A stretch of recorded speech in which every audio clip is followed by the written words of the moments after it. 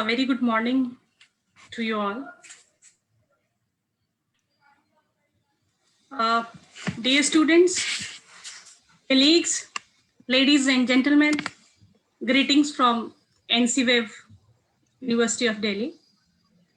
And it is my proud privilege to welcome you all on behalf of Team NCWave to this very special forum for virtual workshop on protecting human rights of women and children. As we know that this extraordinary time is going on because of this pandemic, and this extraordinary time calls for extraordinary measures, and that is the reason why we are having this program on the virtual platform.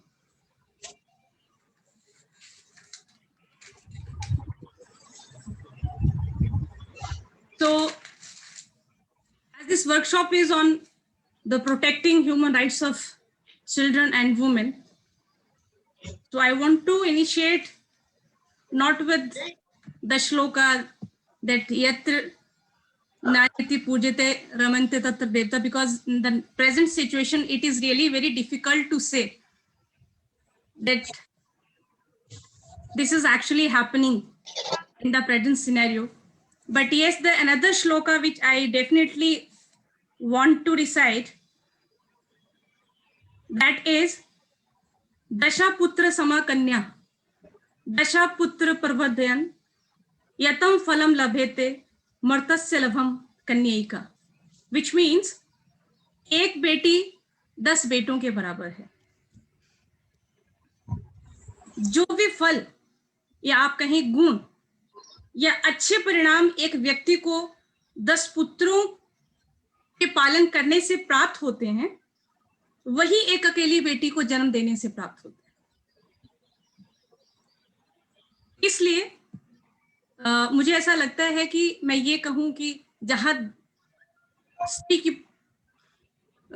इज्जत होती है, जहां उसकी पूजा होती है, वहां देवताओं का रमन है, वहां देवताओं का निवास है. वर्तमान परिस्थिति में इस श्लोक को बोलने में थोड़ी हिचकिचाहट जरूर रहती है. And our today's workshop, that is protecting human rights of women and children, is to some extent will definitely discuss that where we are lacking and what we are supposed to do. So with this, I would like to request Vikas to initiate this program with the Saraswati Vandana. Over to Vikas.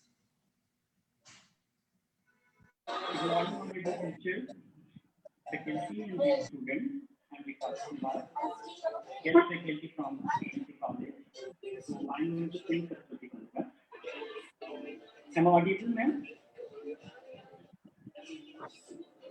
Am I audible, ma'am? You are audible, Vikas. Okay. Go ahead. मेरी आवाज बढ़ है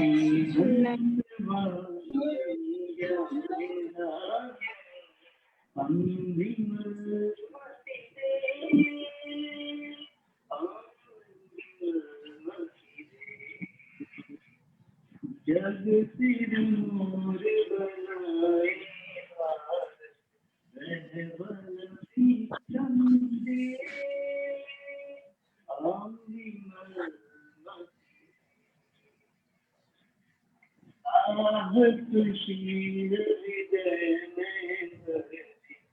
जीवन त्याग तपोमय कर दे संयम सत्य बने का भर दे स्वाभिमान भर दे हंस वाहिनी ज्ञानदायक हमसे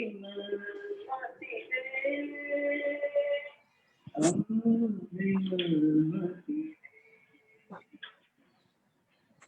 लव कुश ध्रुव पहना बनी माता पिता मानवता का त्रास हरे सीता साबित दुर्गा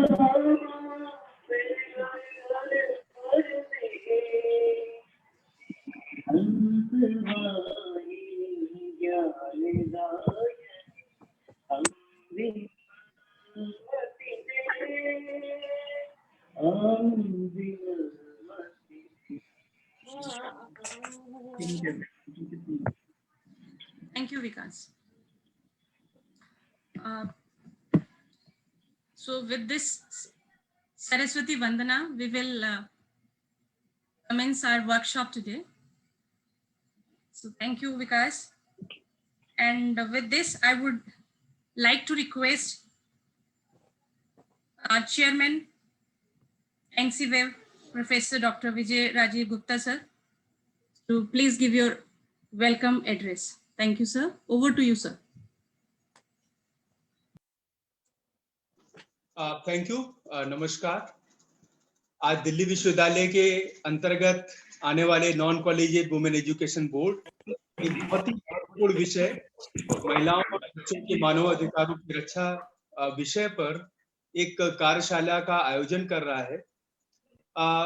ये कार्यशाला इससे उचित समय पर शायद आयोजित नहीं करी जा सकती थी, क्योंकि 2 दिन पहले ही अंतर्राष्ट्रीय महिला दिवस था और हम सभी जानते हैं कि समाज में और विश्व में महिलाओं की भूमिका, बच्चों की भूमिका और उनके अधिकारों की रक्षा कितना महत्वपूर्ण विषय है।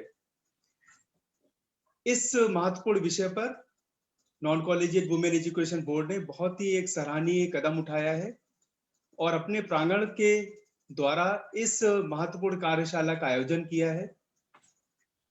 आज इस कार्यशाला में हमारे साथ 2 मुख्य अतिथि उपस्थित रहेंगे। एक श्री प्रियंक कानूंगो जी हमारे साथ ऑलरेडी उपस्थित हैं, मैं उनका बहुत बहुत स्वागत करता हूं। श्री प्रियंक कानूंगो जी राष्ट्रीय बाल अधिकार संरक्षण आयोग के अध्यक्ष हैं। इसके साथ ही प्रोफेसर सुषमा यादव जी हैं, कुलपति हैं भगत विश्वविद्यालय। आपका भी बहुत बहुत स्वागत करता हूं। नॉन कॉलेजिएट एजुकेशन बोर्ड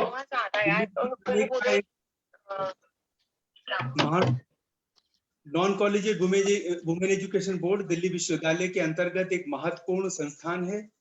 हम दिल्ली क्षेत्र की छात्राओं को शिक्षा उपलब्ध कराते हैं। ये संस्थान दिल्ली विश्वविद्यालय के अंतर्गत आने वाले 26 महाविद्यालयों में शनिवार और रविवार के दिन जो ऑलरेडी एग्जिस्टिंग इंफ्रास्ट्रक्चर है उनका इस्तेमाल करते हुए छात्राओं को शिक्षा प्रदान करता है।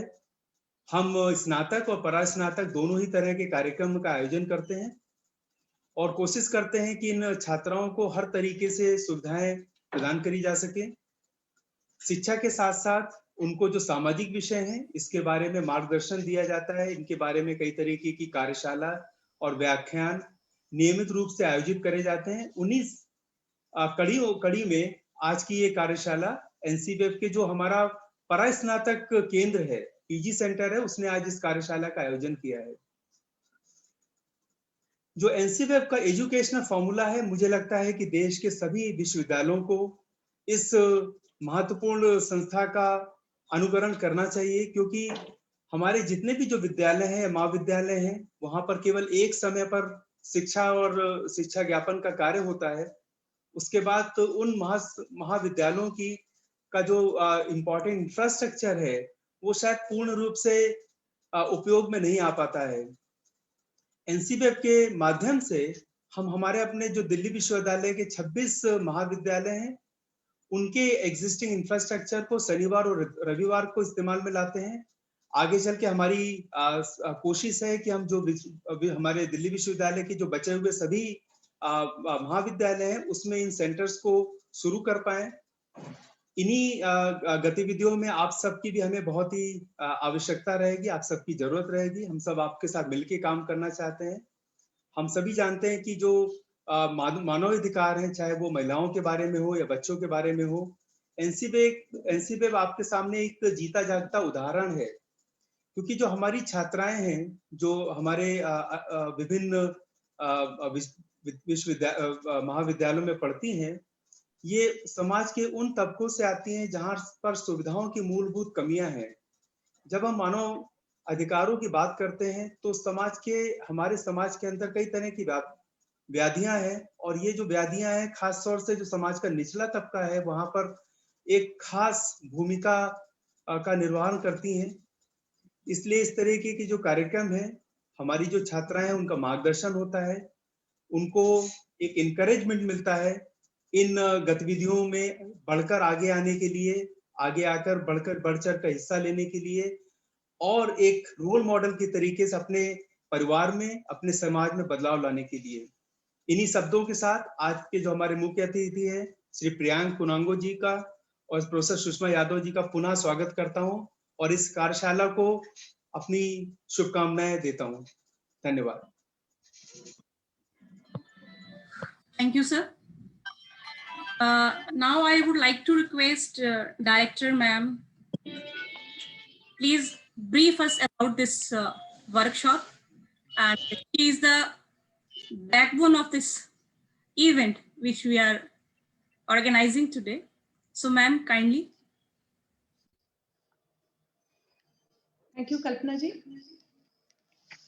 Continuing with the celebrations of the International Women's Day, Non-Collegiate Women Education Board takes pride in inviting and welcoming our two very important guests today for the inaugural session of this human rights workshop, Protecting Human Rights of Women and Children. Shri Priyank Kanungo ji, Honorable Chairperson of the National Commission for Protection of Child Rights, and Professor Sushma Yadav ji, Honorable Vice Chancellor of Bhagat Phool Singh Mahila Vishwavidyalaya, Haryana. Our Chairperson and Dean of Students Welfare, Delhi University, Professor Rajiv Gupta ji, is also present along with us in this inaugural session.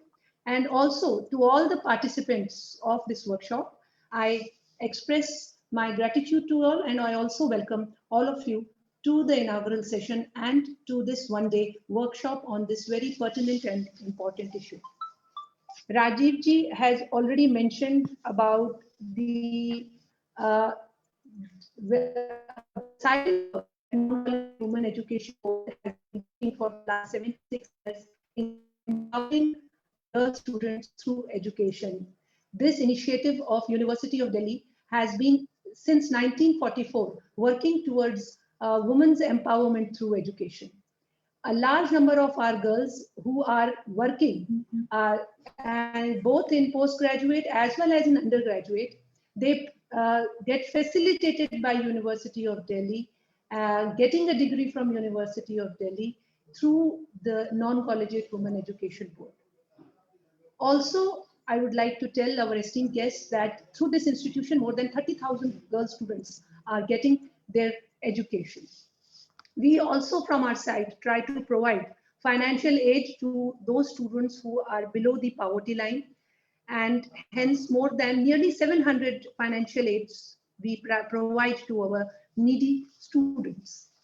Now, today's very, very important and pertinent topic over which a whole day discussion is going to take place is definitely something that is in consonance with the spirit of the Women's International Day.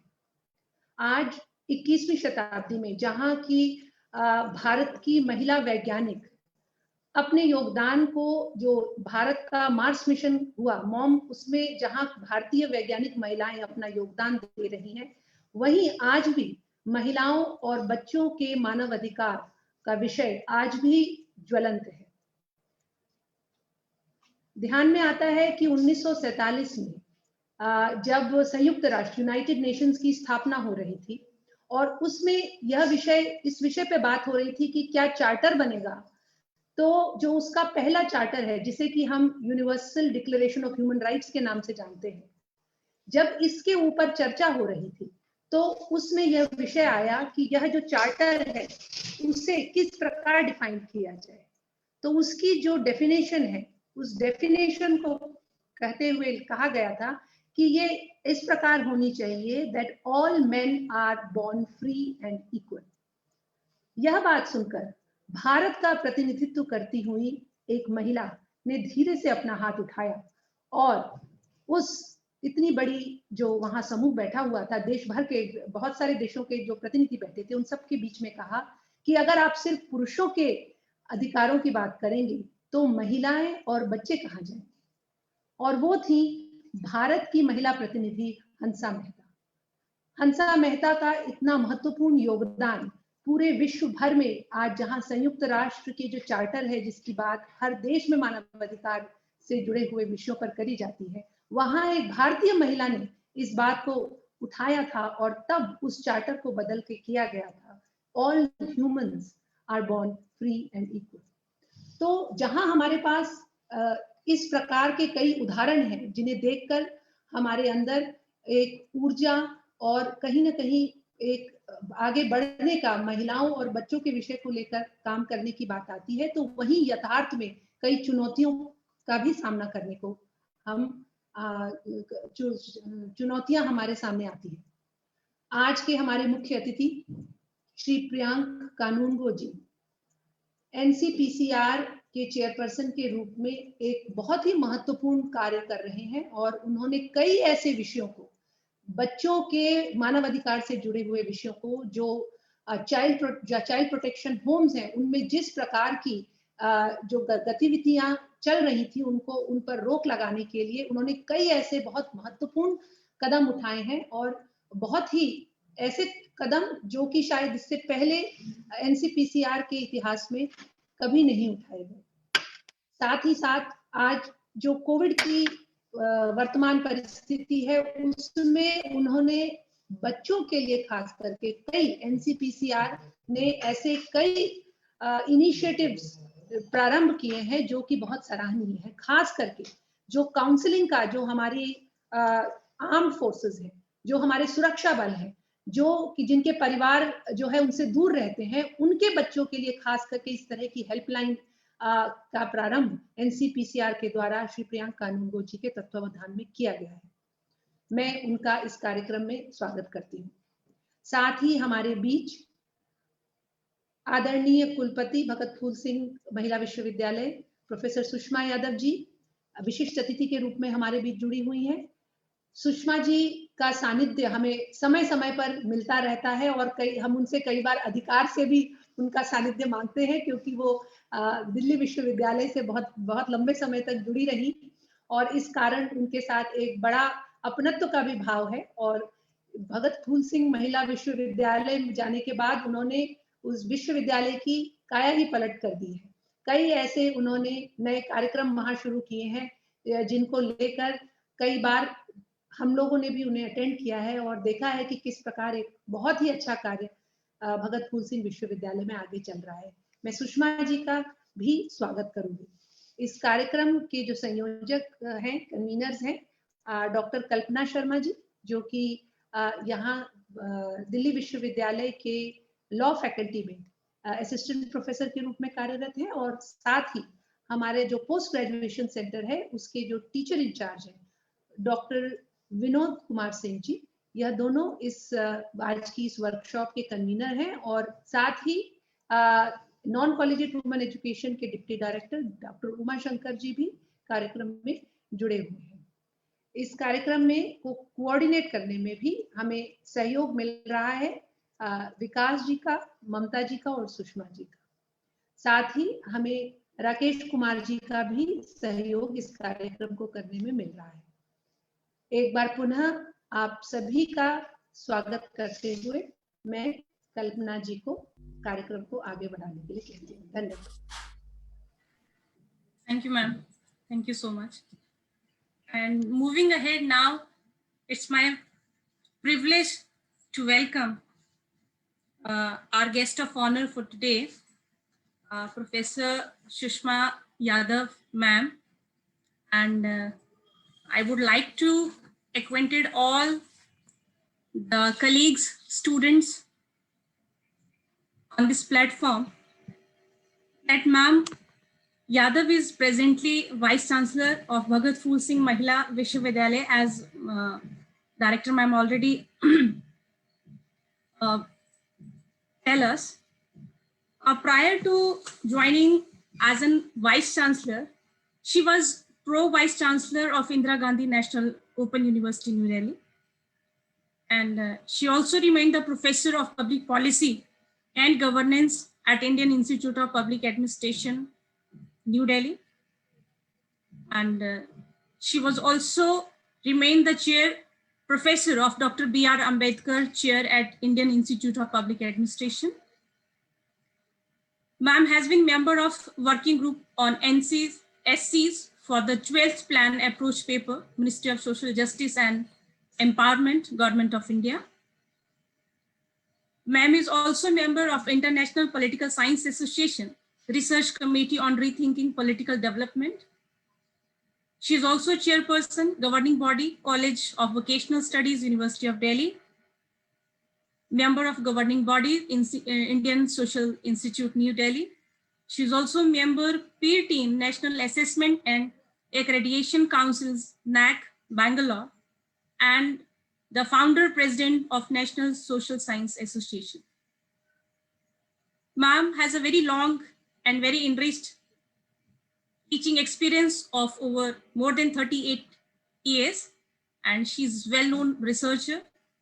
She has authored more than 12 books, and the list is very long. Professor Sushma Yadav ma'am has played a significant role in planning, implementation, and evaluation of policies and academic activities as a member of Finance Committee, academic councils, and executive councils of central and state universities. And again, it's a matter of pride that ma'am is a recipient of a number of prestigious awards like Pride of the Nation Excellence Award 2019, Women of the Year Award 2019. And she also visited a number of countries like China, USA, Germany, Spain, Peru, Chile, Nepal, Bangladesh for her different roles, as in the capacity of academician, administrative, and in training assignments. We welcome you, ma'am, and looking forward to enrich our knowledge with your words. So it's Thank you, Kalpana ji. Thank you, Kalpana ji. मुझे ये बताइए, how much time do I have? Ma'am, time कितना समय है? Ma'am, 10 to 15 minutes. Fine. मतलब उसी हिसाब से फिर हम कह पाएंगे. Thank you so much. Sure. Thank you. The chief guest of today, Chairman NCPCR, Priyank Kanungoji, the Chairperson NCWEB and Dean Delhi University, Professor Raji Gupta ji, the Director NCWEB, Non-Collegiate Women's Education Board, and my dear friend, Dr. Geeta Bhatt, the compere of today's program, and I'm sure she's associated with the Non-Collegiate Women's Education Board also, Dr. Kalpana Sharma, Dr. Uma Shankar, and all those who are participating in workshop today and who are part of this inaugural session. Sabko mera bhi namaskar, sadar pranam. Thank you for inviting me. It's a very beautiful day because I have just come from a Havan ceremony in my university. मेरे विश्वविद्यालय की जो संस्थापिका हैं और इस विश्वविद्यालय को ये मूर्त रूप देने वाली जो हमारी भगत फूल सिंह जी, जिनके नाम पर विश्वविद्यालय है, उनकी सुपुत्री हैं और पद्मश्री रही हैं बहन सुभाषिनी देवी, उनकी आज पुण्यतिथि है। तो हम विश्वविद्यालय में हवन के माध्यम से उनको अपनी स्मरांजलि देते हैं। तो मैं बीच में थोड़ा सा जल्दी उठकर आई हूँ वहां से क्योंकि आज लेट हो गया था। साथ ही आज आप सबके सामने मैं ये भी साझा करना चाहूंगी, आधुनिक समय की प्रथम शिक्षिका जी के रूप में जिन्हें याद किया जाता है, ऐसी सावित्रीबाई फुले जी की भी आज पुण्यतिथि है। तो मैं इन दोनों महान आत्माओं को नमन करती हूँ, उनको अपनी श्रद्धांजलि अर्पित करती हूँ और जिन बातों पर उन्होंने सोचा और जिन बातों पर सोचकर उन्होंने आगे कार्य किया, उन बातों पर आती हूँ। महिला शिक्षा उनमें से एक बहुत महत्वपूर्ण थी, वो महिला के अधिकारों में से है। और थोड़ा सा पहले अपने विश्वविद्यालय के विषय में बताना चाहूंगी। ये उत्तर भारत का एकमात्र स्टेट स्पॉन्सर्ड और स्टेट फंडेड महिला विश्वविद्यालय है। 3 बच्चियों से गुरुकुल आरंभ हुआ था यहाँ 1934-36 में और आज 7000 के करीब बच्चियां इसके विभिन्न विभागों, विभिन्न संस्थानों, विभिन्न we have regional centres also all over Haryana, उन सब में पढ़ रही हैं। हमारे पास आयुर्वेद संस्थान भी है, लॉ डिपार्टमेंट भी है, हायर एजुकेशन इंस्टीट्यूशंस के रूप में मैनेजमेंट भी है, टेक्नोलॉजी भी है, means you say the subject and it is there. और लगभग 450 एकड़ में फैला हुआ एक सुंदर विश्वविद्यालय है। ये जो भी बोल रहा है प्लीज अपने को म्यूट रखे। गीता जी, आप जो भी इसे होल्ड कर रहा हो इससे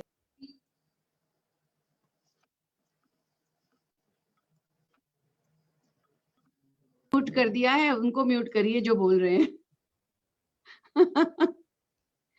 I wish to compliment Non-Collegiate Women's Education Board, congratulate you for holding this workshop, because webinars and seminars talk about ideas, but workshops lead you towards execution and implementation.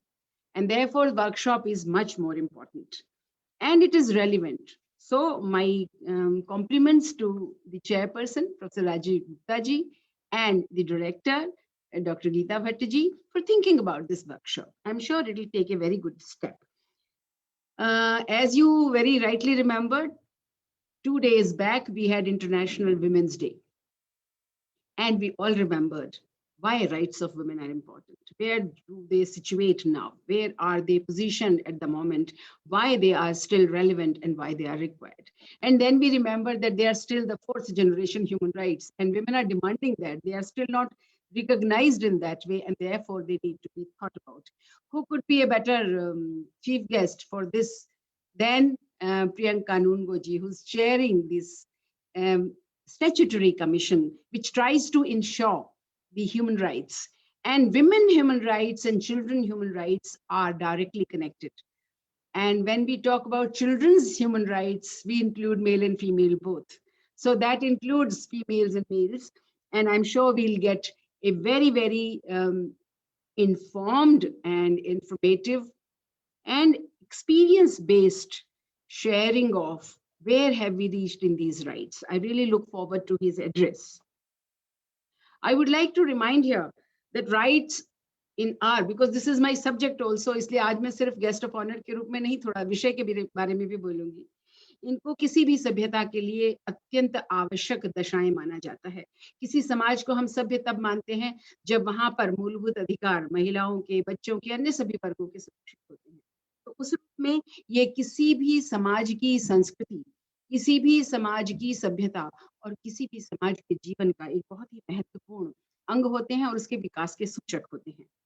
ये कुछ मूल्य भी होते हैं जिनको हम सदैव अपने सम्मुख रखना चाहते हैं। हम उस स्थिति पर पहुंचना चाहते हैं जहां सभी के मानव अधिकार सुरक्षित हो, और इस रूप में ये किसी के भी विकास के लिए आवश्यक है। हम ये कहते हैं व्यक्ति विकास तभी कर सकता है जब उसके मूलभूत अधिकार सुरक्षित हो, और इसमें प्रायः माना जाता है कि right to equality, right to freedom, right to religious freedom, right to cultural and educational development, right against exploitation, and right to constitutional remedies are the most fundamental rights, because they're part of our Constitution's chapter on fundamental rights and the directive principles of our Constitution. Beautifully, this chapter combines the Section 2 of Protection of Human Rights Act, or the Protection of Human Rights Act Section 2 emanates out of this conception of fundamental rights, which talks about human rights are the rights relating to life, liberty, equality, but it also talks about dignity of the individual guaranteed by the Constitution. It also allows or must allow human beings to fully develop their human qualities like intelligence, talents, and conscience, and also to satisfy their spiritual and other needs. And it is in this context of broad definition and understanding of human rights that we must understand women's rights also.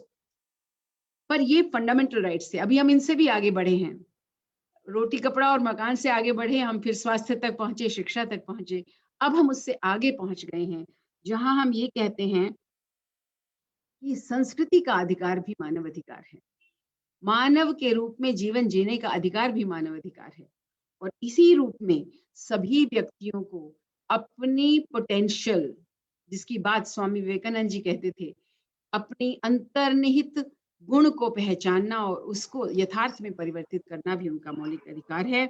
और इसी रूप में हम महिलाओं के और बच्चों के अधिकारों को भी देखें तो हम पाएंगे कि अभी हमें बहुत आगे जाना है। और इन अधिकारों तक पहुंचने से पहले कुछ नेगेटिव कंडीशंस हैं जो दूर करनी आवश्यक हैं, जैसे freedom from slavery, freedom from torture, freedom of movement. And when these we get, then freedom to flower your talent, freedom to know your potential and to exploit that potential to the best possible result or positive result. They are part of our human rights or conception of rights. और विषय में अगर कहूँ महिलाओं के लिए, जो international council for economic, social and cultural rights है, उन्होंने इस शताब्दी के लिए जो अधिकार हमारे सामने रखे हैं उनमें राइट टू वर्क है, काम करने का अधिकार, सामाजिक सुरक्षा का अधिकार, right to rest and leisure, आराम करने का, विश्राम करने का, और उस विश्राम से उत्पन्न होने वाला जो एक सुख होता है, लेजर जिसको हम कहते हैं, खाली समय होता है, उसका अधिकार। ये अधिकार भी उतने ही आवश्यक हैं जितने मूलभूत अधिकार हमने अभी तक बात की है वो आवश्यक है। और भारत में एक प्रायः हम पैराडॉक्स देखते हैं या एक विसंगति देखते हैं, जहां हम देखते हैं कि महिला यहाँ बहुत सशक्त भी है, वो शक्ति का रूप भी है, वो देवी का रूप भी है, आदि शक्ति का रूप भी है, लेकिन बहुत सी महिलाएं हैं जो अभी भी अपने मूलभूत अधिकारों से भी वंचित हैं। और इसलिए आज का दिन उनको याद करने का दिन भी है। और मैं समझती हूँ कि वर्कशॉप हम सबको ये सिखाएगी कि उनके अधिकारों को भी कैसे, अपने अधिकार सुरक्षित करें ये हम सीखें, लेकिन उनके अधिकारों को भी हम कैसे सुरक्षित करें ये वर्कशॉप अवश्य बताएगी। और महिलाएं जहाँ से आती हैं वो नेचुरली बच्चों से ही पल्लवित पुष्पित होकर बनती हैं, तो बच्चों के अधिकार जो हैं, जिसमें शिक्षा का अधिकार है, एक अच्छे जीवन का अधिकार है, अच्छे स्वास्थ्य का अधिकार है, बहुत प्रकार की यातनाओं और गलत जीवन से, गलत आदतों से मुक्ति है, व्यसनों से बचने का भी अधिकार है, ये सब अधिकार यदि हम इस जीवन में उनके लिए सुरक्षित कर पाएंगे तो वस्तुतः इन अधिकारों का अर्थ सब तक पहुंच भी पाएगा। और इन अधिकारों को हमने जिन्हें हमने संविधान में रखा है और जिन्हें ह्यूमन राइट्स डिक्लेरेशन और ह्यूमन राइट्स एक्ट के अधीन भी रखा है, उन अधिकारों के अर्थ सब तक पहुंच जाएंगे, जिनमें इक्वालिटी एटसेट्रा तो है ही। फोर्स्ड लेबर को हमने प्रोहिबिट किया है, लेकिन हम अपने आसपास बहुत बार पाते हैं। और जब भी किसी शक्तिशाली को अवसर मिलता है वो बच्चे का शोषण करने से चूकते नहीं हैं, चाहे उसका लॉजिक ये दे दें कि ये भूखा मरता या इसको मैं काम दे करके भोजन करा दूं और काम भी ले लूं, ये कर लूं। ये मानसिक जो स्थिति है इसको हमें एक स्वस्थ आधार पर बदलना होगा। हम जहां भी अपने आसपास, खासतौर पर जो शिक्षित लोग हैं, सशक्त लोग हैं, अपने आसपास इस तरह के बच्चों और महिलाओं को यदि यातना की स्थिति में देखें तो उससे संघर्ष करने की शक्ति रख सकें, हिम्मत रख सकें। ये वर्कशॉप शायद हमें वो तरीके भी सिखाएगी और वो रास्ते भी बताएगी जिनसे ऐसा किया जा सकता है।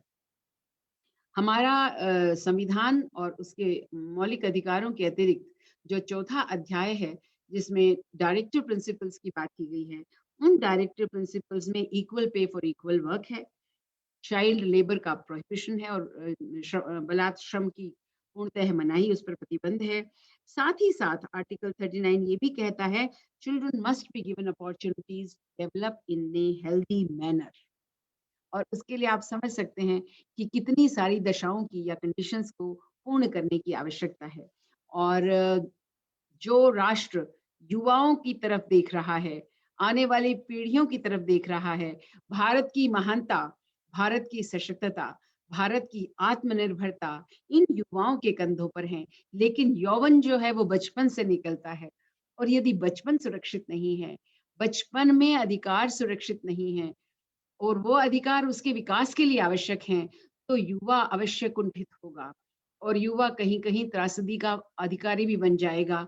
उनसे बचाने के लिए अपने डेमोग्राफिक डिविडेंड को सही प्रकार से प्रयुक्त करने के लिए, उसका लाभ उठाने के लिए आवश्यक है कि हम आने वाले वर्षों में ये सुनिश्चित करें कि हर बच्चे को एक स्वस्थ, खुशहाल और सुरक्षित जीवन मिल सके। तो मौलिक अधिकारों में जो जो अधिकार महिलाओं से विशेष तौर पर संबंधित है, बच्चों से विशेष तौर पर संबंधित है, उन पर ध्यान रखना आवश्यक है।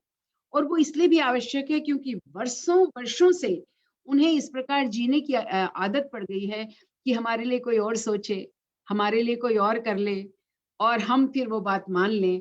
तो उनकी अपनी right to take decisions, right to know what is good for them does not get realised. And therefore, I would say that this workshop must focus on this, and the chairperson of the Statutory Commission on Children's Rights would be, I think, the best person to tell us the facts, the fait accompli, and the ways and means to come out of this situation.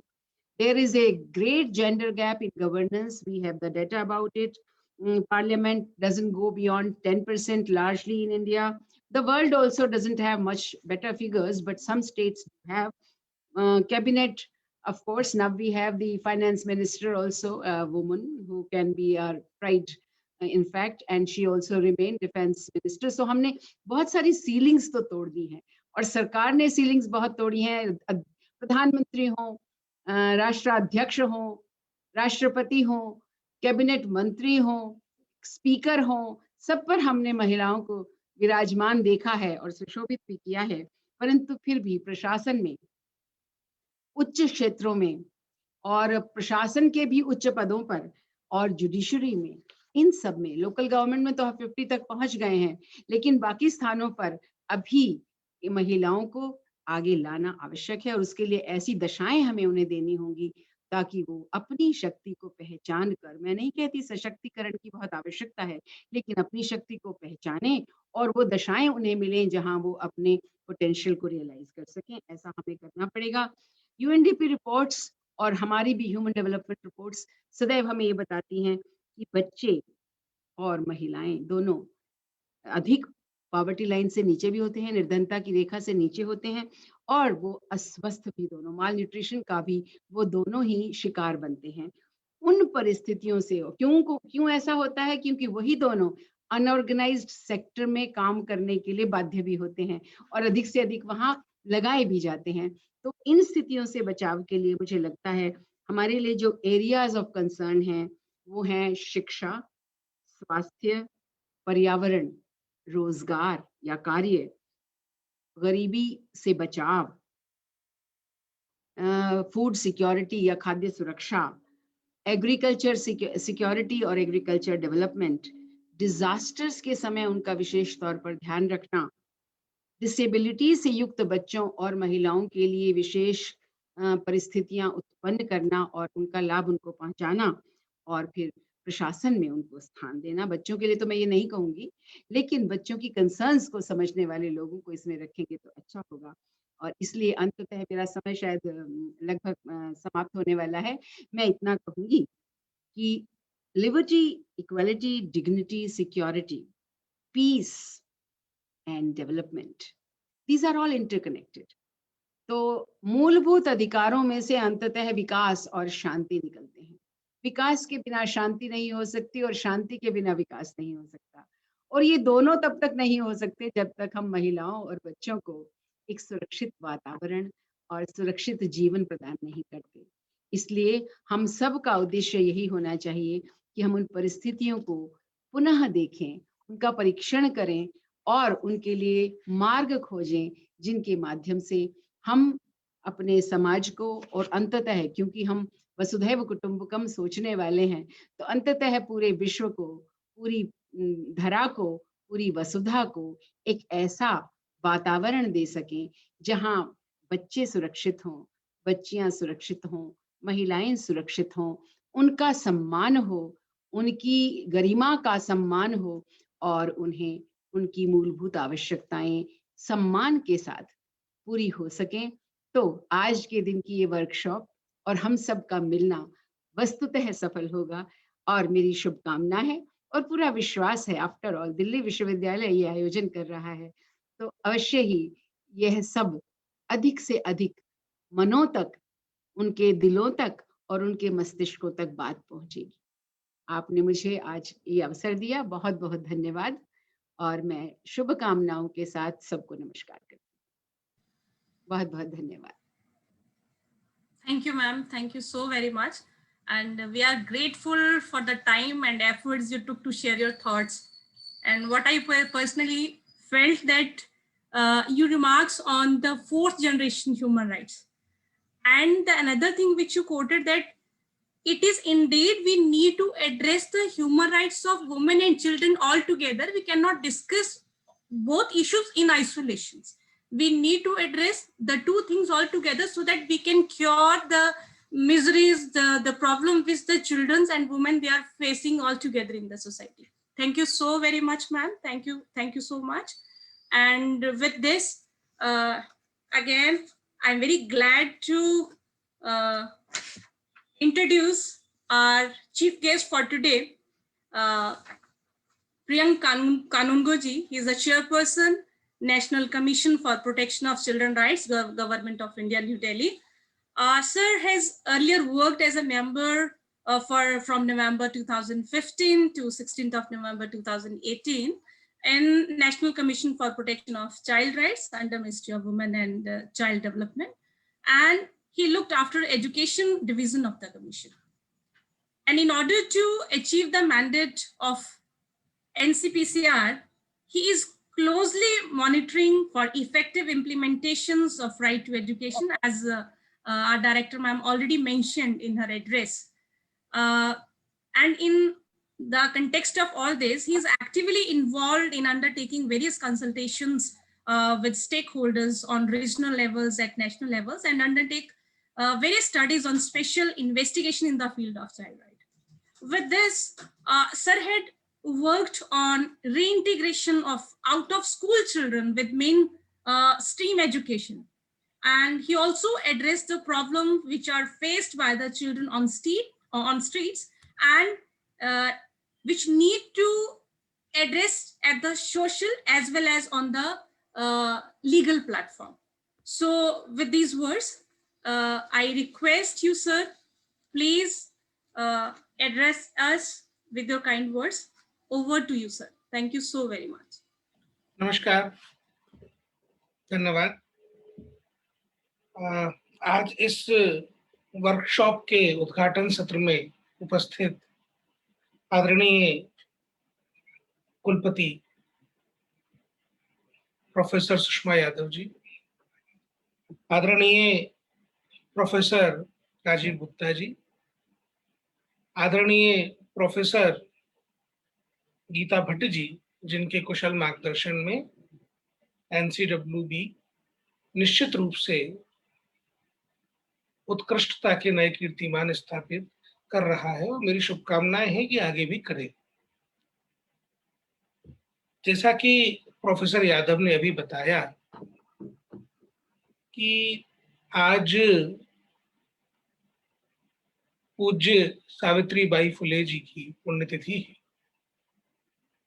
और हम महिला और बाल अधिकार, human rights के एक पूरे umbrella के अंदर कहाँ है, तो भारत में अनेकों वीरांगनाएं, विदुषी महिलाएं हुई, जिनमें सावित्रीबाई फुले जी का एग्जाम्पल वो नजीर स्थापित करता है कि यदि महिलाएं ठान लें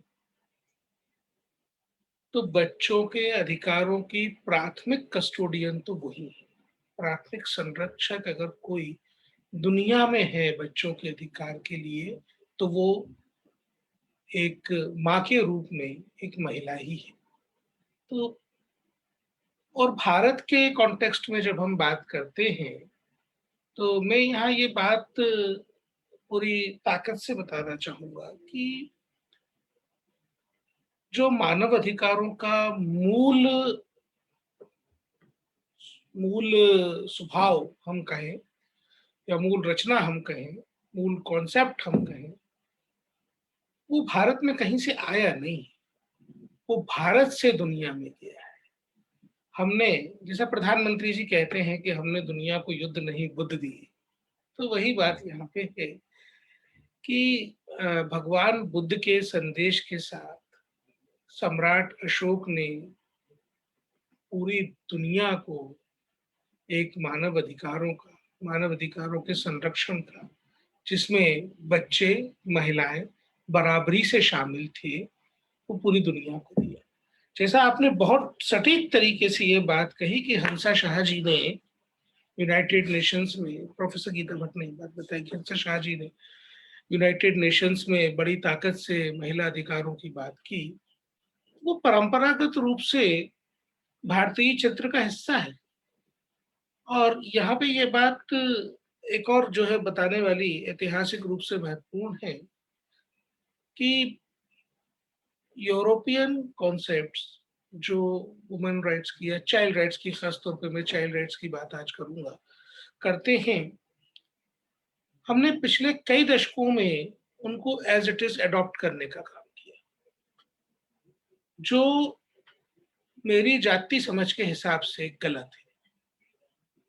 हमारे यहाँ तो सर्वोदय में बाल अधिकार है, हमारे यहाँ ग्राम स्वराज में बाल अधिकार है, हमारे यहाँ हिंद स्वराज में बाल अधिकार है, और ये संदेश तो भारत से दुनिया ने अडॉप्ट किए। मैं यहाँ पे एक एग्जाम्पल आप लोगों को देना चाहूंगा। 1857 की जो सशस्त्र क्रांति हुई, जो मध्य भारत बुंदेलखंड का इलाका था, वहां झांसी की रानी लक्ष्मीबाई के राज करने के अधिकार को, अपनी जनता के प्रतिनिधित्व के अधिकार को, राज सत्ता में पार्टिसिपेशन के अधिकार को छीनने के लिए, उनके मातृत्व के अधिकार को छीनने की ढाल बनाया गया, हथियार बनाया गया कि रानी लक्ष्मीबाई से उनके मातृत्व का अधिकार छीन लिया जाए, जिससे कि वो राज सत्ता के माध्यम से जनसेवा के अपने अधिकार को छोड़ दें। तो आप कल्पना कर सकते हैं कि कॉलोनियल टाइम में जितना हनन मानव अधिकारों का पूरी दुनिया में हुआ, खासतौर पे महिलाओं और बच्चों की, झांसी की रानी लक्ष्मीबाई के उस पुत्र को, जिससे मातृत्व का अधिकार, जिससे वात्सल्य का अधिकार छीना गया, जिससे उसकी माँ के पास पाले जाने का अधिकार छीना गया, जिससे एक परिवार का अधिकार छीना गया, उसको पूरा जीवन अपने वयस्क होने तक जंगलों में गुजारना पड़ा उसकी माँ की मौत के बाद। तो ये अधिकारों को छीनने वाले लोग हमको अगर अधिकारों की शिक्षा देते हैं तो उसमें कहीं ना कहीं गड़बड़ रही है। ये हमको समझने की आज आवश्यकता बहुत ही ज्यादा है, क्योंकि 1857 की क्रांति के बाद जब ये हुआ कि ईस्ट इंडिया कंपनी से कंट्रोल्स को ब्रिटिश राज सत्ता ने लिया, 1859 के गवर्नमेंट ऑफ इंडिया के अमेंडमेंट के बाद सबसे पहले जो कानून भारत में बने, उनमें से एक कानून था registration of society in trust act 1860। अब भारतीय व्यवस्था में हर किसी के अधिकार किसी दूसरे के कर्तव्य में नहीं थे। भारत में खासतौर पर जब हम बात करते हैं तो बच्चों के अधिकार, जैसा मैंने पहले बताया कि बच्चों के अधिकारों की प्राथमिक संरक्षक तो माँ है, तो हमारे व्यवस्थाओं पर नियंत्रण परिवार का और समाज का था। सरकार का या राज सत्ता का काम केवल एक इनेबलिंग एनवायरनमेंट देना है, व्यवस्था के, सामाजिक व्यवस्था के अंदर घुसकर कंट्रोल करना राज सत्ता का काम ऐतिहासिक रूप से भारत में कभी नहीं था। और वो सभी काम जो कल्याण की गतिविधि से जुड़े थे, जो लोगों के जीवन को सुधारने, जीवन को चलाने के कल्याण के काम आने वाले थे, वो शासन की और समाज की जिम्मेदारी होती थी। अब ऐसा कौन सा काम था जिसको गवर्नमेंट्स नहीं करना चाहती थी, जिसके लिए सोसाइटी एक्ट का निर्माण करना पड़ा? ये सोचने की बात है, क्योंकि कालांतर में जो हम इस विषय पे आगे बढ़ते गए और आज हम 2021 में बात करते हैं, तो इन विषयों को, बच्चों के अधिकारों के विषयों को, महिलाओं के अधिकारों के विषयों को ये मान लिया गया कि ये नॉन गवर्नमेंट सब्जेक्ट है। ये मान लिया गया कि ये सिविल सोसाइटी के द्वारा ही पूर्ति कराने की सब्जेक्ट है। उसका परिणाम है, उसका परिणाम ये है कि United nation convention of right of children जहां प्राथमिक शिक्षा तक ही बच्चे का अधिकार देता है, वही भारत का संविधान 86th अमेंडमेंट आर्टिकल 21A के अकॉर्डिंग एलिमेंट्री एजुकेशन तक शिक्षा का अधिकार देता है। लेकिन हम ये बात दुनिया को बता ही नहीं पाते। यूएनसीआरसी जहां पोर्नोग्राफिक कंटेंट के बनाने में बच्चों के यूज को प्रतिबंधित करता है, वहीं भारत का कानून बच्चों को पोर्नोग्राफिक कंटेंट दिखाने पर भी प्रतिबंधित करता है। भारत के prevention of children from sexual offences act से ज्यादा सख्त कानून बच्चों को लैंगिक अपराधों से बचाने के लिए दुनिया में शायद ही कहीं है। भारत का जो किशोर न्याय देखभाल एवं संरक्षण अधिनियम है, वो अपने आप में अनूठा है। वो अपने आप में इतना अनूठा एक्ट है कि जहां एक बार चिल्ड्रन होम्स की बात होती है तो वो उनको रेगुलेट करने की बात करता है। जहां पे बच्चों के द्वारा विधि बाधित होने की बात होती है, बच्चे कोई कानून तोड़ देते हैं, वहां उनको प्रोटेक्शन देने की बात करता है। जो बच्चे देखभाल की आवश्यकता वाले होते हैं, वहां उनको न केवल उनके जीवन के अधिकार के साथ उनके संरक्षण का, उनके उनके उनके पालन पोषण का और उनके डेवलपमेंट का अधिकार देता है। तो एक ही कानून मल्टी डायमेंशनल कानून है जो ये सब काम करके देता है। और इसका परिणाम है कि स्वतंत्र और परतंत्र दोनों भारत के इतिहास में 1947 के पहले और 1947 के बाद आज तक इस कानून के आने के बाद आयोग सक्षम हो सका, राष्ट्रीय बाल आयोग सक्षम हो सका कि पहली बार देश के सभी बाल गृहों का निरीक्षण करवाया गया, उनका सोशल ऑडिट करवाया गया और उनके सोशल ऑडिट की रिपोर्ट्स को डिजिटल डेटाबेस के माध्यम से सारी डिस्ट्रिक्ट अथॉरिटीज के सामने पब्लिक ओपन डोमेन में डाला गया। और आज 2018 से हम इतनी आगे बढ़े हैं कि जब मुजफ्फरपुर, देवरिया जैसे कांड बच्चियों के शोषण के चिल्ड्रन होम के अंदर सामने आते थे, इन संस्थाओं पे से समाज का विश्वास हट गया था, हमको डर लगने लगा था। हम वहां से कहीं आगे बढ़े हैं, हमने मॉनिटरिंग मैकेनिज्म अच्छे एस्टेब्लिश किए हैं और अब हम उस विश्वास को वापस लौटाने की प्रक्रिया में आए। हमने पहली बार देश में इस अधिनियम के तहत 1,41,000 ऐसे बच्चों को घर पहुंचाने का काम किया है जिनके माता पिता और परिवार थे, लेकिन वो चिल्ड्रन होम्स में पड़े हुए थे। लेकिन ये सब चीजों के साथ साथ हमको ये भी ध्यान रखना होगा कि इस पूरे के पूरे प्रोटेक्टिव एनवायरनमेंट को बनाने का काम सरकार का है, लेकिन नियंत्रण का काम समाज का है, नियंत्रण का काम हमारा खुद का है। और वहां पे NCWEB जैसे जो संस्थान हैं, उनकी भूमिका ना केवल महत्वपूर्ण है बल्कि विशिष्ट है। मैं यहाँ आज आग्रह करना चाहूंगा आदरणीय चेयरमैन साहब से भी और आदरणीय प्रोफेसर गीता भट्ट जी से भी कि अगर आप ये मदद एक्सटेंड कर सके किसी भी रूप में। देखिए, 6 से 14 वर्ष की आयु में शिक्षा का अधिकार है, एटलीस्ट अधिकार है, और बच्चों का स्कूल्स में एनरोलमेंट हो रहा है, वो ड्रॉप आउट हो रहे हैं, ये बात सत्य है, लेकिन हम काम कर रहे हैं। लेकिन 15 से 18 वर्ष की जो आयु है, खास तौर पे लड़कियों के ड्रॉप आउट होने का, आउट ऑफ स्कूल होने का परसेंटेज वहां पे 39% है। और जो जो विश्वविद्यालय की शिक्षा है, जो स्नातक या स्नातक की शिक्षा है, वो शिक्षा का अधिकार कानून लागू होने के बाद से 18 वर्ष की आयु से ही प्रारंभ होती है, लगभग, क्योंकि 14 वर्ष की आयु में तो बच्चा 8वीं पास कर रहा है। तो ये 15 से 18 का जो गैप है, इसके लिए अगर कोई ब्रिज कोर्सेस के ब्रिज आप बना सके, अगर जैसे इग्नू का एक BPP करके कार्यक्रम हुआ करता था, वैसे कुछ कार्यक्रम नई शिक्षा नीति के आलोक में, नई शिक्षा नीति के सापेक्ष चलते हुए अगर बन सकेंगे, ये आप लोग बहुत ही अतुलनीय काम कर रहे हैं। जितनी प्रशंसा की जाए उतना कम। अगर ये 15 से 18 वर्ष के आयु वर्ग की जो लड़कियां हैं, उनको हम कोई मदद दे पाएंगे तो बड़ी कृपा होगी। ये जो सारा का सारा सिस्टम सिविल सोसाइटीज के डिपेंडेंसी, सरकार ने भी सिविल सोसाइटी के ऊपर खुद को डिपेंडेंट मान लिया, खुद की जिम्मेदारी से सरकारी लोग बचने लगे। उसका परिणाम यह हुआ कि 1861 में जो क्रिमिनल ट्राइब एक्ट बनाया गया, इसके प्रमाण दिल्ली में है, मैं आपको इसलिए यह बता रहा हूँ ये बात। 1861 में क्रिमिनल ट्राइब एक्ट बनाया गया और उसमें कई जातियों को अपराधी घोषित कर दिया गया। हमने 2018 में ट्रेडिशनल सेक्स वर्कर कम्युनिटीज पर एक रिसर्च स्टडी की, उसकी रिपोर्ट है, वेबसाइट पे आप देख सकते हैं। आपको ये जानकर हैरानी होगी कि आज के दौर में भी ऐसी बच्चियां हैं जिनको 10, 11, 12 वर्ष की आयु में बता दिया जाता है कि उन्हें परंपरागत देह व्यापार के व्यवसाय में जाना है। देखिए, यहाँ पे ये बात बहुत ही अलग है कि किसी बच्चे को 10-11 साल की आयु में ये बताना कि उसे इस प्रकार के काम में जाना है, और वो भी इसलिए कि उसने एक पर्टिकुलर जाति में, एक पर्टिकुलर कम्युनिटी में जन्म लिया है।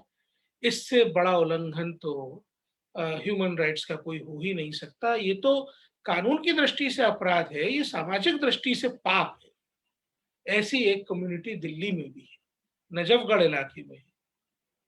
आप अगर उस कम्युनिटी के बच्चों के कल्याण के लिए कोई गतिविधि संचालित कर पाएंगे, तो मैं आयोग के अध्यक्ष के रूप में भी और व्यक्तिगत रूप से भी आपके प्रति बड़ा कृतज्ञ रहूंगा कि हम उन बच्चों के लिए कुछ कर पाए जो हाशिए में, सबसे हाशिए के भी पार है। ऐसी 5 कम्युनिटीज हमने देश भर में आइडेंटिफाई करी उस दौरान, और दुर्भाग्य की बात यह है कि ये सभी की सभी क्रिमिनल ट्राइब एक्ट में नोटिफाइड थी, और समाज से हमने उनको काट दिया, खत्म कर दिया, और पीढ़ियों का जीवन खत्म कर दिया। लेकिन आज जब हम 2021 में बात कर रहे हैं, 2030 के सस्टेनेबल डेवलपमेंट गोल को रीच करने की बात कर रहे हैं, तो एनसीडब्ल्यूईवी जैसे संस्थान से ये उम्मीद की जा सकती है कि हम इन बच्चों के लिए कुछ कर पाएंगे, खासतौर पर जो राष्ट्रीय राजधानी क्षेत्र में ही मौजूद है। और सरकारों का काम जो सुरक्षात्मक वातावरण देना है, उसके लिए हम सभी विभिन्न, जैसा अभी सुषमा जी ने बताया, जो संविधान के विभिन्न अनुच्छेद बताए, आप लोग अपनी वर्कशॉप में और सीखेंगे भी, उस डिटेल्स में नहीं जाना चाहूंगा। लेकिन बाल श्रम अधिनियम और शिक्षा का अधिकार अधिनियम, ये दोनों मिलकर एक बहुत ही प्रोटेक्टिव एनवायरनमेंट बच्चों को प्रदान करते हैं। इनमें आप सभी से जो वर्कशॉप में प्रतिभाग कर रहे हैं, ये गुजारिश है कि कोई भी बच्चा जब स्ट्रीट पे दिखे, कोई भी बच्चा जब चाइल्ड लेबर करता हुआ दिखे, उसकी शिकायत करिए, उसकी शिकायत जरूर करिए। हमने इस आयोग को इतना सक्षम बनाया है पिछले 2 साल में कि जहां ये आयोग साल भर में केवल 4-5 हजार शिकायतों का निपटान करता था, आज हम 35,000 से ज्यादा शिकायतों पर काम कर रहे हैं। तो हमने अपनी क्षमताओं को डेवलप किया है। आप लोग जितनी ज्यादा शिकायत आयोग के पास कर पाएंगे, हम उतने ज्यादा बच्चों को रिहेबिलिटेट कर पाएंगे, उससे उतने ज्यादा बच्चों की बात सरकार तक, उनके कल्याण के लिए काम कर पाएंगे। जहां हम एम्पावरमेंट की बात करते हैं, जहां महिला और बच्चों के अधिकारों की बात करते हैं, तो मैं एक एग्जाम्पल यहाँ पे और देना चाहूंगा। 2 दिन पुरानी ही बात है। मध्य प्रदेश के एक एस्पिरेशनल डिस्ट्रिक्ट में, बिल्कुल दूरस्थ ग्रामीण क्षेत्र में एक कस्बा था। उस कस्बे की बच्चियों ने ये शिकायत की थी कि उनके स्कूल के पास सरकार की शराब की दुकान है, और सरकार ये मानने को तैयार नहीं थी कि वो उनके स्कूल के पास शराब की दुकान है। नतीजतन मुझे खुद वहां पे जाना पड़ा, क्योंकि हम बच्चों की बात पे अविश्वास नहीं कर सकते। अगर बच्चे कोई बात कहते हैं तो हमको ये मान के ही चलना है कि वो सच कह रहे हैं, भले ही सरकार के अफसर कुछ भी कहे।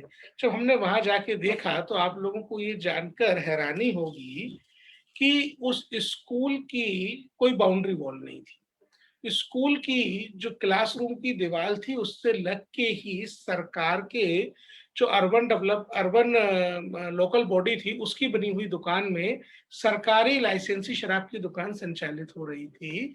लेकिन जो निर्धारित दूरी गेट से होनी चाहिए, वो उसको नाप कर ये हर बार बोल देते थे। 3 बार हमने जांच करवाई कि शराब की दुकान तो दूर, गेट से दूर है। अरे भाई, उस कंपाउंड में शराबी बच्चों को परेशान कर रहे हैं और गर्ल्स स्कूल की लड़कियों को परेशान कर रहे हैं। लेकिन इसमें सबसे अच्छी बात यह थी कि लड़कियां अपनी मांग पर डटी रहीं।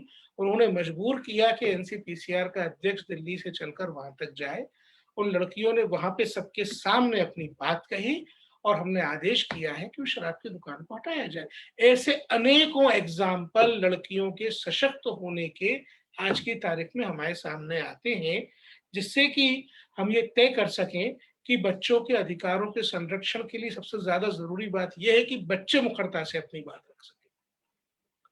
हम लोगों ने इंडियन कॉन्टेक्स्ट में जो चाइल्ड राइट्स की इतनी सारी बातें हैं, उस पर एक सर्टिफिकेट कोर्स का कंटेंट मटेरियल भी तैयार किया है। मैं कोशिश करूंगा कि मार्च के महीने में हम दिल्ली यूनिवर्सिटी के साथ उसको शेयर कर पाए, और आप लोगों से भी आग्रह करूंगा कि उसका उपयोग आप अपने कोर्सेज में कैसे कर सकते हैं, प्लीज करिए, क्योंकि अवेयरनेस जनरेशन ही एक ऐसा माध्यम है जिससे शिकायतें बढ़ेंगी, और शिकायतों के बढ़ने से कानून के प्रभावी क्रियान्वयन के माध्यम से ही हम सोशल वेलफेयर स्कीम से बच्चों को और परिवार को जोड़ सकते हैं और अल्टीमेटली उनको रिहेबिलिटेशन की तरफ ले जा सकते हैं। यही सब मुझे आज आप लोगों से कहना था। एक अंतिम बात मैं यहाँ पे कह के अपनी वाणी को विराम देना चाहूंगा। जो हम हाशिए पे खड़े हुए बच्चों की बात करते हैं, तो डिस्पाइट के शिक्षा का अधिकार कानून संवैधानिक अधिकार के तहत बच्चों को मिलता है, पर इसमें एक 2012 का जो संशोधन है जो धार्मिक शिक्षा में बच्चे हैं उनको इसके फायदों से वंचित करता है, वहां पे 2014 की माननीय सर्वोच्च न्यायालय के फैसले के आने के बाद जब शिक्षा का अधिकार कानून ऐसी संस्थाओं पर लागू नहीं होता जो धार्मिक शिक्षा प्रदान करते हैं, वहां ऐसे बच्चे शिक्षा का अधिकार से वंचित हैं जो इन संस्थानों में पढ़ रहे हैं। और जब हम बच्चों की बात करते हैं तो लड़के और लड़कियां समान रूप से उनकी संख्या का आकलन लगभग 1.25 करोड़ है, और दिल्ली भी उससे अछूता नहीं है। दिल्ली में ऐसे लड़के और लड़कियों के साथ हमने कई सारी वर्कशॉप्स की है, उनसे बात करने की कोशिश की है, उनमें एस्पिरेशन है, वो पढ़ना चाहते हैं। मैं आग्रह करूंगा कि अगर ऐसे बच्चों के लिए भी जो धार्मिक शिक्षा में होने के कारण अपने फंडामेंटल राइट से वंचित हैं, और उसमें भी लड़कियों की हालत बहुत दयनीय हो जाती है। कम से कम 50 लाख लड़कियां ऐसी हैं जो मकतब्स में केवल रिलीजियस एजुकेशन पा रही हैं, उनको धार्मिक शिक्षा के अलावा फंडामेंटल एजुकेशन नहीं मिल रही। और सबसे ज्यादा तकलीफ तब होती है जब वर्कशॉप्स में ऐसे बच्चे ने बोला मेरे पास जवाब नहीं था, तब उसने मुझसे ये बात की कि हमारे साथ की जो लड़कियां सरकारी स्कूल में पढ़ती हैं उनको साइकिल मिलती है 8वीं क्लास के बाद, क्या आपकी सरकार हमको साइकिल नहीं दे सकती? जब लड़कियों ने मुझसे ये बोला कि हमारे भाइयों को तो हमारे परिवार के लोग स्कूल में भेज देते हैं, हमको नहीं भेजते, मेरे पास जवाब नहीं होता। इस वर्कशॉप में आप लोगों के माध्यम से, एनसीडब्ल्यूई के माध्यम, एबी के माध्यम से अगर हम इन सवालों के जवाब भी ढूंढ पाए तो इन बच्चों के ऊपर बहुत कर पाऊंगा। धन्यवाद।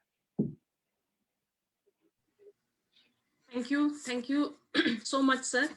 And on behalf of the students, the colleagues, and the entire team of NCWeb, I want to thank you for your insightful words. Sir, your words and address is particularly appropriate at this time.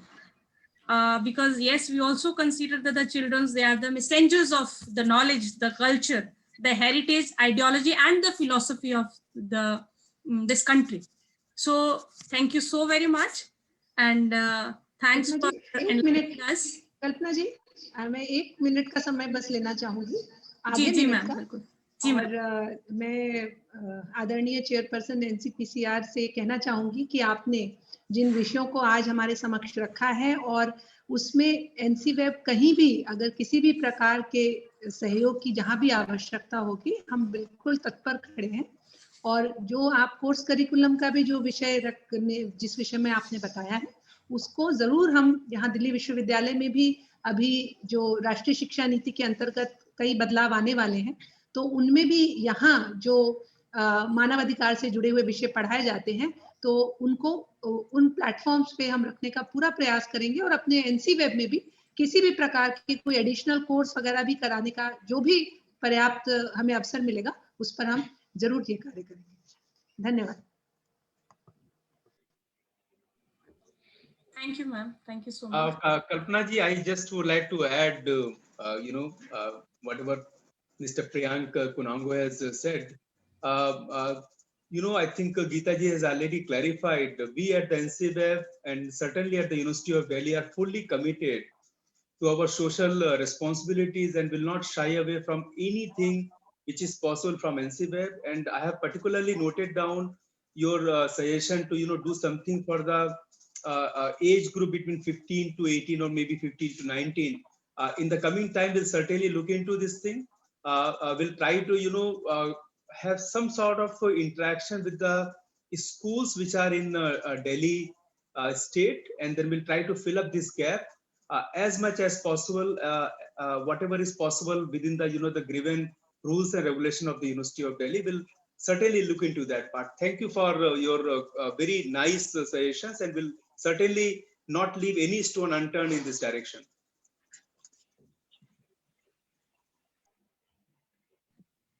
Thank you, sir. So with this, we are very near to start our first technical session. So I would like to request all the participants to be here for the first technical session. And for that, I would like to brief that in today's workshop, we have 4 technical sessions, and participants will enrich their knowledge and understanding regarding the human rights and the link between these 2 groups, that is the women and children. And we are going to see that what are the practical implications for considering them together. As Vice Chancellor Ma'am Sushma Ma'am said, Kanungo sir said, so we are looking ahead, and all the participants, I am requesting again, please be here on the platform, and very soon we are going to initiate our first technical session. Thank you, Chairman sir. Thank you, Director Ma'am. Thank you all the dignitaries for being here for this inaugural session. Thank you so very much.